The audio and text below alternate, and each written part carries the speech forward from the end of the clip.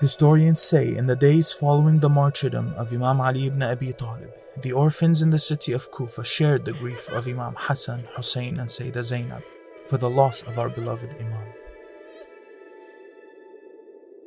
Countless stories exist in our books of how Imam Ali cared for and loved orphans, and this was exemplified by Allah in the Holy Quran in the following ayah.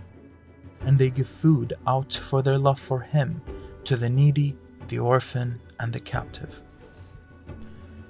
In one narration, the Imam was walking through the city of Kufa at night to check up on the orphans and the poor, and he heard the sound of children crying, so he went to the door and knocked. A woman opened the door and the Imam asked her why her children were crying, and she responded that they were crying because they were hungry. The Imam then asked, "Why are they hungry?" She said, "We do not have any food as their father has died in battle." The Imam responded, "O woman, wait for me," and he quickly headed to his house to bring them food. Upon his return to the house, the Imam asked the lady if she would rather that he cook and she keeps the children occupied, or vice versa. She told the Imam to light the oven for her so that she can cook.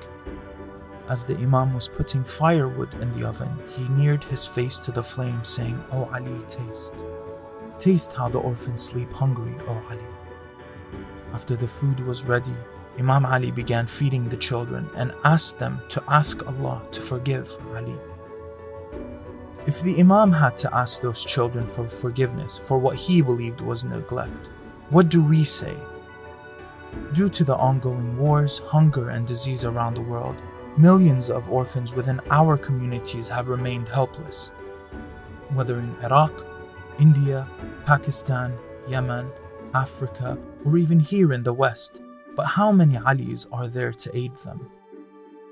As a community, we must follow the example of this loving and caring Imam, who in his final will to Imam Hassan alayhi salam said, "Fear Allah in matters concerning orphans, attend to their nutrition, and do not forget their interest in the middle of yours."